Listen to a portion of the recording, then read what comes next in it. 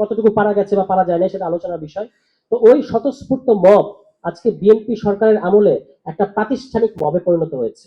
তাদের রাজনৈতিক সিদ্ধান্তে, রাজনৈতিক পৃষ্ঠপোষকতা এবং রাজনৈতিক আশকারায় এখন একটা মবের রাজত্ব আমরা দেখতে পাচ্ছি।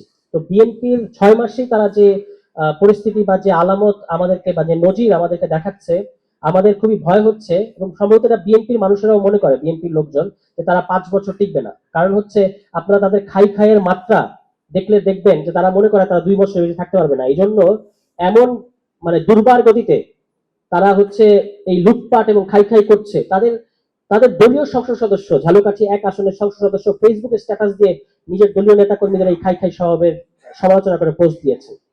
তো এইটা থেকে তারা যত দ্রুত বেরিয়ে এসে সুশাসন নিশ্চিত করবে, তত বেশি তারা তাদের মেয়াদ পূর্ণ করতে পারবে। কিন্তু যদি তারা মনে করে তারা ব্ল্যাঙ্ক চেক পেয়ে গেছে এবং যা খুশি তাই করবে, এটা কিন্তু আমরা অনন্তকাল হতে দেব না। আমরা 6 মাস তাদেরকে দেখেছি, এটা তাদের হানিমুন পিরিয়ড ছিল, তারাই বলেন। এখন আমরা জনগণের স্বার্থ রক্ষায় কঠোর কর্মসূচি দিতে বাধ্য হবো, এমনকি প্রয়োজনে ঢাকা সহ সারা বাংলাদেশে যদি হরতালের মতো কর্মসূচি আমাদেরকে দিতে হয় সেটা আমরা দেবো। সবাই ভালো থাকবেন। আসসালামু আলাইকুম।